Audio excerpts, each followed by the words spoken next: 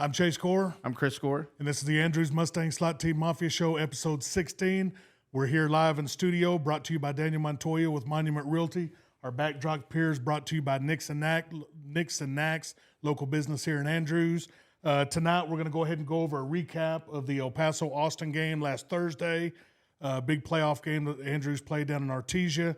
We're going to look ahead to this week's matchup tomorrow versus the Decatur Eagles. We're also going to look at some of the area's big playoff matchups. And then we have very special guest live here in the studio that we will get to in just a little while. So, Chris, we're going to go ahead and go into it. Go ahead and tell me what you saw in the El Paso-Austin matchup. Well, we live streamed it, and, I think we talked about it during the live stream. Austin came out with the ball, had a nice drive, and we were kind of looking at each other like, And then I think we got a turnover on the subsequent possession, and then I think ended up outscoring them 40-0 the rest of the way. They were big. We mentioned that in the live stream. They had some good size. They weren't real quick, and I think something we talked about before the game, our speed and quickness matchup with them, especially our offense to their defense, was not a good matchup for them. I think it was 28-7 at the half. Aiden Olivas had a big game. DeBose had a big game. Line looked good. And after that first drive, I think, the defense shut them down. I think they ended up holding them like 190 yards. So it was a good win overall, all the way around. Yeah, I think sometimes when you play an uncommon opponent, you can watch all the film that you want, but you really don't know till you get on the field. Right. And I think that first drive, and I think our first possession, we throw a pick, but then once the coaches get a look at it, the coaches up in the booth, and then you kind of make a little minor adjustments after that. We just shut them down and off to the races. Probably could have hung more on them if we wanted to, but the need was not there. Good win. Very good win. I'm going to go ahead and go over the stats real quick. Total plays, we only ran 33 plays. Paso-Austin ran 58 plays. Passing yards, we didn't have any. Austin had 38 passing yards. Rushing yards, we had 393 on 33 plays. That's crazy. And Austin had 154 yards rushing. First downs, we had 10. They had 13. Turnovers, we had the one interception early. They had 3 turnovers. They had 1 fumble and 2 interceptions. Rushing stats for the game, Jayshawn DeBose had 8 carries for 168, 2 touchdowns. Wow. Quarterback Aiden Olivas had 5 carries for 145, 3 touchdowns. Fullback Merck Size, he had 8 carries for 66 yards and a touchdown. And Leroy Millon had 3 carries for 7. And Jay Mullen had 2 carries for 7. On the defensive side of the ball, I could put a whole bunch of people. We're going to go ahead and Juan Hernandez had 7 tackles. Brady Kelly had a fumble recovery and 6 tackles. Colton Stewart had a big sack in the game. It was a big play early on in the game. Callie Torres had an interception and a fumble. And Jet Fisher on the trick play had the big interception. And I want to go ahead and go to the shout-out section of that game. The offensive line, can't say domination. Defensive line, top notch. Ranger Harvey, Peregrino, Juan Hernandez, great job. Linebackers, Dalen Jeffcoats and the boys in the middle, and Sammy, good job, and can't say enough. So that's going to go ahead and recap the Austin game. Let's go ahead and get rid of that. Get rid of that one's gone. And so now we're going to move into Decatur, who we play this week. We're going to be traveling tomorrow to Abilene, Thursday, 6 p.m. kickoff time in Abilene's famous Shotwell Stadium. Yes, sir. And be round 2 of the playoffs. Decatur this year returned 6 offensive and 5 defensive starters. Last year, there were 11-4 team, state semifinalist team. And a matter of fact, the team that they barely lost to, China Springs, ended up going on the next week, and they won the whole enchilada. So Decatur was that close to having a chance to win the state. This year, they're coming into the game, record of 7-4, district records 4-0. Key players to watch, I broke it down to 4. Running back Nate Palmer, 6 foot 190, all-world running back, runs about a 4.5 40. He's got offers from everywhere. He's committed to TCU.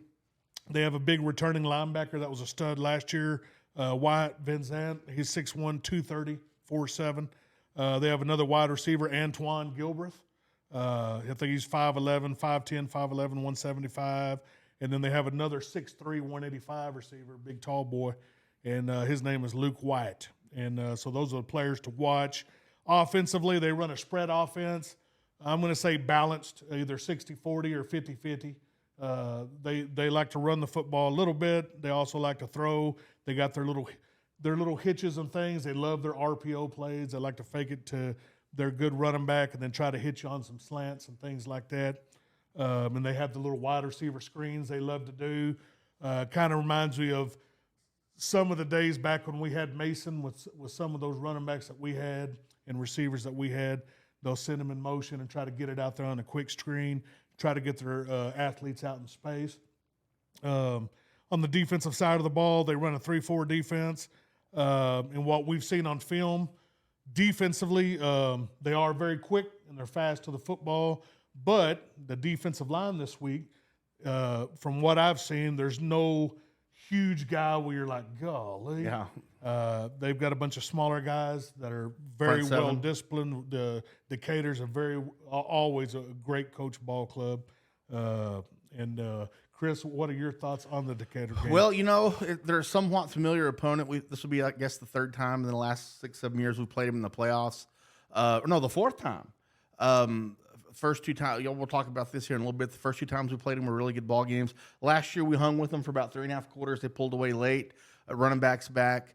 We kind of talked about this earlier in the week. I mean, as potent as their offense is, they're going to score some points.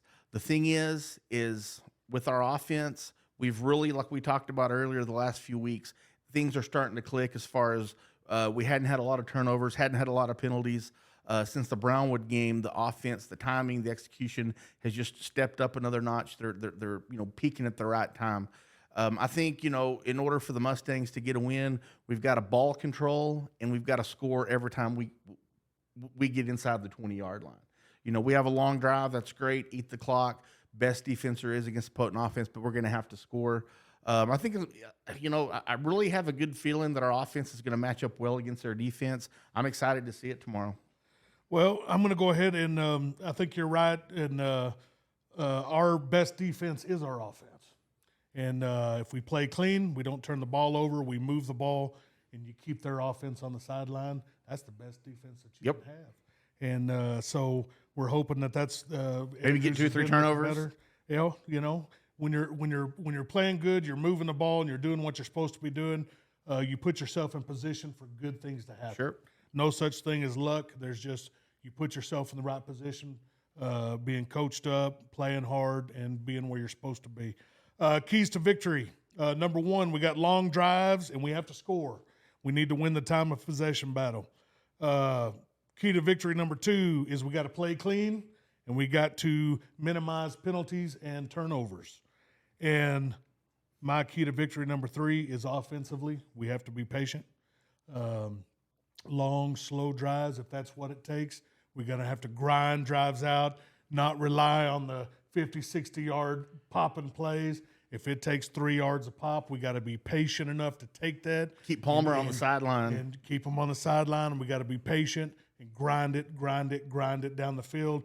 If you do those things, as we seen in the Brownwood game, I was half the game, I was down on the field.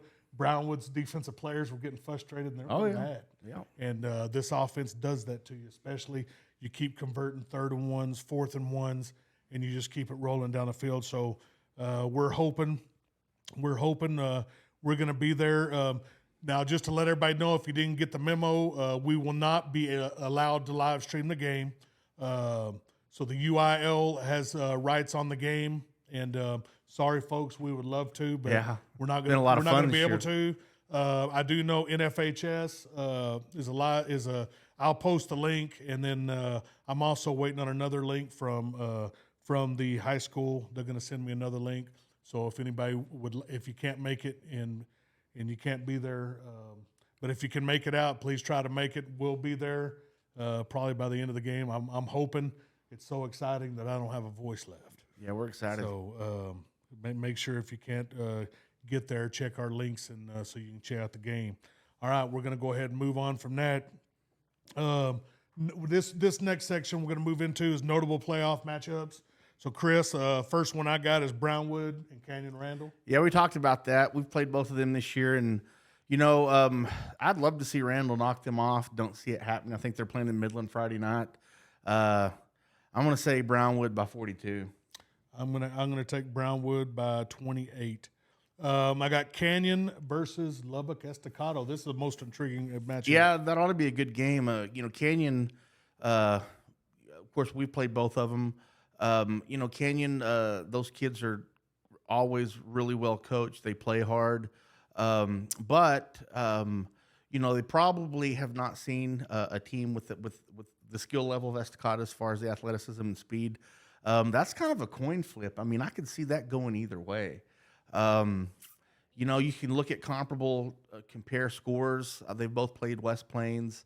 They both played Dumas. But like we talked about, that's not always an accurate way to predict a game. I'm going to say Canyon by 10. Well, I think, honestly, I want to take Canyon. But the reason I'm going to take Estacado is so if we win, that's who I want. Oh, yeah. And I'd love a rematch with Estacado. That would be something. That'd be great. And so that's why I'm going to go ahead and take Estacado with a 1-point victory. Next game, I've got Sweetwater and Monahans. We're going to be at that game. Yeah, we are. That's Friday night over in Seminole. We were surprised that Sweetwater beat Godley because they started off hot and they kind of floundered a little bit towards the middle end of the year. They had a quarterback get hurt. Yeah, I think they've got some people back. That's an old school rivalry. Been around those two teams. Were in our district for 30 years. Played each other for a long time. I think Sweetwater's gotten the better of them over the years, but I think this year Monahans is probably too tough. I'm going to say Monahans by 21. I'm going to go Monahans by 21, but it's going to be a really high-scoring football game. This is another intriguing one: West Plains and Graham. Yeah, I think Graham's 9-1. I mean, they're always good. We haven't seen them this year. We've seen West Plains. We know what they've got. That's a tough one to gauge. I think, man, that's kind of a coin flip too. I'm going to go West Plains by 7. All right, I've watched several film on both teams, and I think the difference in the game is going to be West Plains' running back. Actually, both teams look about the same. You can compare them by looking at them. I think West Plains has the better running back, so I'm going to go with West Plains by 3 points. Game number 5, Permian and North Crowley. Oh, gosh. Permians, yeah, no. North Crowley by 28. Okay, North Crowley by 50. Yeah. All right, Midland Legacy versus Trinity. I'd love to see Midland League get past the second round. Legacy, I guess is what they call them now. I'd love to see it. I don't think they're going to do it. I'm going to say Trinity by 17. All right. Well, my good buddy Coach is over at Midland Legacy, Coach Langhenning, and so I'm going to go with Legacy. I hope they win. Coach Langhenning, go get it done, and let's get Legacy by 1 point. I hope they do. All right. And the game number 7, I got Friendship and South Lake Carroll. Okay. Carroll beat them 70-14 last year. I'm going to say it's going to be Carroll by 56 again this year. All right, I got Carroll by 60. Yeah. All right, Midland High versus Byron Nelson. Okay, Byron Nelson's good. Yeah. So, I'm so happy for Midland High. They've had some success this year. They've had a good ride, but they're going to get beat by 35. All right, I'll take 40, Byron Nelson. And that's going to conclude our notable playoff matchups. And we're going to have a live interview coming up. Everybody stay with us. We'll be right back. All right, we're back here live in studio. We have special guests, coaches for the Andrews Mustangs here in studio. And I'm going to go ahead and start right here to my left and let them introduce themselves. So I'm Coach Casey Buck. I coach secondary, specifically corners. I'm Coach Jace Cassie. I coach safeties. I'm Coach Bo Gnarl. I help out in the offensive backfield with the running backs. So I wanted to have these gentlemen on. What is special about these gentlemen, not just that they're coaches here in Andrews, Texas, but they grew up here. They played ball here in Andrews. They graduated from Andrews, went to college, did their thing, and now they're back, and that is very special. And we want to thank you guys for that. And another thing that's kind of special is these guys, when they were all in high school, there was one of the years in 2017 and 18 they had a nice little run and ran into Decatur. And I believe that was the first time that we had played Decatur ever. And it was a exciting, thrilling 55-48 game. And now you guys correct me if I'm wrong, but I believe Mr. Coach Buck here, he played linebacker and running back. Yes, sir. And then Mr. Kazee, Coach Kazee, played quarterback. And he actually, I know you played some secondary. Was it corner or was it safety? Safety. Safety. And Mr. Bonarl, I know also he played some receiver. And then you played on defensive. You played. Did you play safety or did you play corner? I was a defensive end at that point. I moved down my sophomore year when I first got up to varsity. I was a safety, and then we were kind of struggling on the defensive line a little bit. My dad at the time, and still is now, defensive line coach. He said, "All right, just give me my son. Bring him down here." That's right. That's where I ended his up. dad's a defensive line coach, and he's coached a long time. Come from a great coaching tree, great family. Goes all the way back to many years, decades, from Amarillo and all out this way. So just to kind of recap that 2017-2018 season, that year, I'm just going to go ahead and recap that Decatur game. I had Jace Kazee in the game. He was 23 of 43 passing for 369 yards and 3 touchdowns. Rushing, I had Casey Buck, had 8 carries for 30 yards and a touchdown. Here's a name you haven't heard in a while, Britton Garcia. He had 14 carries for 88 yards. And Mr. Quarterback Kazee here had 22 carries on the night for 71 yards. Receiving, Noah Lujan, he had 9 catches for 125, and he had a awesome catch. If you ever get a chance, if you can go back and comb through all my stuff on Facebook, I got an awesome video of that catch. I was right down in the corner going by the concession stand, and I got that catch. I mean, it was phenomenal. Also, I think Vito Prieto had 3 catches for 66 yards and a touchdown as well. Defensively, on the defensive side, Casey Buck had 13 tackles in that game and 1 tackle for loss. And Bo Gnarl had 12 tackles, 1 tackle for loss, and he had a sack. Other notables, really good guys. That was a really good team. You had Jacob Meckler on that team. You had Reese Azam on that team. Kicker Jaden Brown went and played at Sol Ross, and I think he's graduated from there now. And then I think Decatur went on that following week. They lost to Hershey. Hershey went on the week after that and lost to Stephenville. And so I think that year, though, I believe it was either Salina or Carthage is the one that ended up winning state that year. I can't remember which one of them. But that was a very good season. And but these guys, that is pretty neat. We were live at the game. My son now gets coached by these guys, and he went to all those games, and pretty neat. Also at that game when we were there, one of our friends is a coach down in San Antonio. His name is Anthony Christian, and that's where he went to school. He come back and got to watch that game as well, and we got to visit with him. Now, looking at the matchup tomorrow, I want to go ahead and ask you, Mr. Buck, is there anything that you guys are looking at? I know you don't want to give away a game plan, but anything that you're looking at and might be able to exploit maybe? Yeah, well, obviously, number 7 is a great player, Palmer. Every team that they face knows that. Every team's going to try and shut them down. If you take away that part of the offense, they might go to number 14 out on the side, Antoine Gilbreth, who is a great receiver. He plays a lot of defense, too. He plays both ways, and he's really good both ways. The key for us is going to be flying to the ball. We've stressed it all week in practice. Our defense is built on effort and making as many plays as you can going 100 miles an hour. And we feel like we've put the kids in a great situation. We've given them the defensive scheme that we feel best allows them to play their tails off and just play as fast as they can and let loose. One thing I want to touch on, I've been to at least 1 to 2 practices every week throughout the year, even back in 2 days. And today was probably the loudest, most rowdiest I've seen the defense probably all year. And so I think we're ready to go down there and play, and I'm excited. Coach Kazee, would you like to touch on maybe some some fine points of tomorrow's game as well. Yeah, this whole week we've, like Coach Buck said, we've just prided ourselves on getting to the football. These kids love playing for each other, with each other. Just the effort's gonna. I mean, this is time for them to finally go take it. You know, we haven't made it. I guess the last couple times we went to round 3 were our junior year, and then was it 2020? Was it Brett's senior year, I think, or I can't remember. Yeah, I think it was. 2019 against Springtown. That's right. But we know we have a game plan.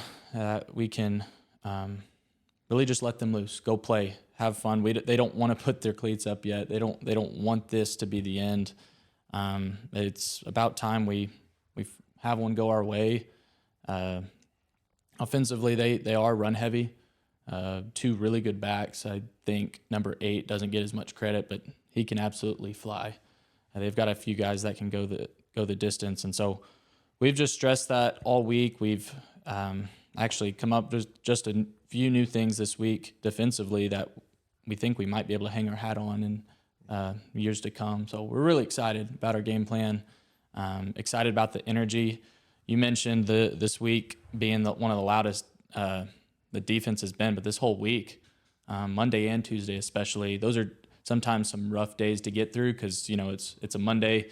Tuesday, it just kind of drags on, but they practice felt like it was 35, 40 minutes, you know, just rolling through, a lot of energy.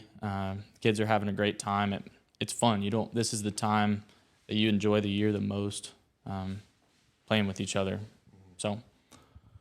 And Coach Gnarl, do you want to touch on tomorrow's game, practices this week, and things of that nature?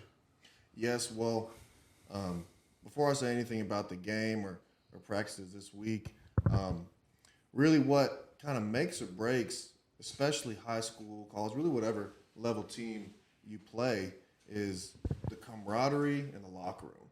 And I've noticed even more so than when we were playing, that these guys are tight-knit, and they're close, and they love each other, and they play for each other. And that's evident, like you said, in Wednesday, especially defensively today, as they were so loud. Offensively, during this week in practice, we've had a great week. You know, we've been able to execute what we need to do. We've worked out kinks. Those kinks are still there in a first-year offense, but as you mentioned earlier in the podcast, every week, I mean, we've been improving.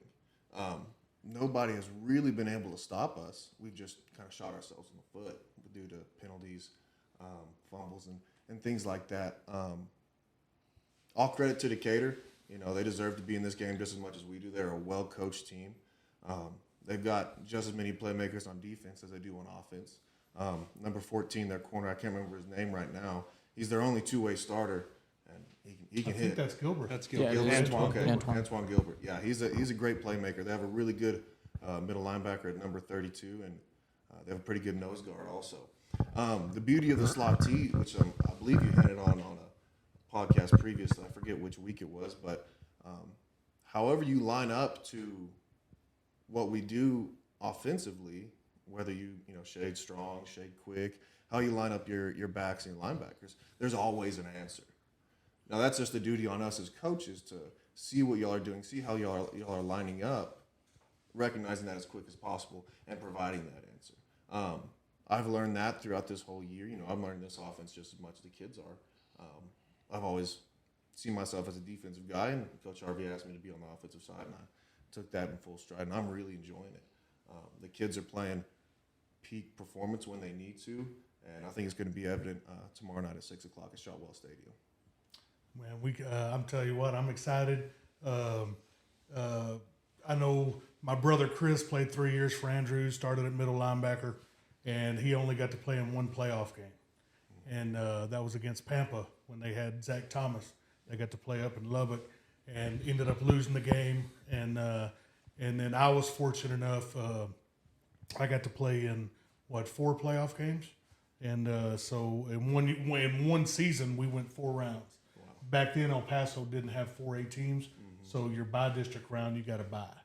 And we were the only one that would get a bye because there was not. But and then sophomore year, we were undefeated and went up in the first round and played Plainview, who they ran a wing tee and they had 2,000-yard rushers, and they beat us 13-6 in a snowstorm. And now it's pretty neat. It's always neat, no matter how many teams go to the playoffs, whatever. It's always exciting for kids to get to play in playoff games. And I'm glad that, my son, this is going to be this is going to be his fourth. So it's real exciting time. We enjoy you guys, and we've said this before in an older podcast. Anytime that you go from a spread offense of 25 years to a full-fledged running offense, most teams, no matter if you're in Monaghan, you're in Sweetwater, you're in Odessa, you're in Midland, it doesn't matter. Most teams are going to go 2-8 or 1-9 or 3-7. We have done a fantastic job. We've gotten better, and even you can see it in the games. You can see it. Go up there and watch practice, and it's crisp. And every week, a little bit better, a little bit better, a little bit better. And it reminds you of those old teams that Monaghan's used to have. They would have teams that some years would go 5-5. They would play a really hard non-district schedule, but man, by the time they hit the playoffs, they were different. They were just crisp and clean. We appreciate everything that you guys do.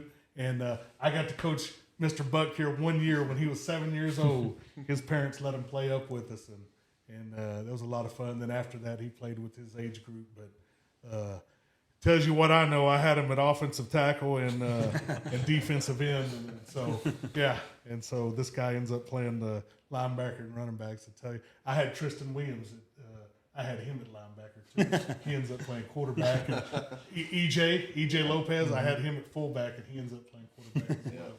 So it's a lot of fun, and it's always good to see you guys pay back to Andrews and give back. And we enjoy everything. We hope you guys go and get them tomorrow. We appreciate all of y'all coming on the show. Appreciate it very much. Absolutely. Y'all go get them tomorrow, coaches. Yes, Thank you. Thank you very much. All right, this is going to conclude episode 16 of the Andrews Mustangs Slot-T Mafia Show. I want to go ahead and thank all our guests for coming on the show, all these coaches. I want my co-host Chris Gore for coming on the show.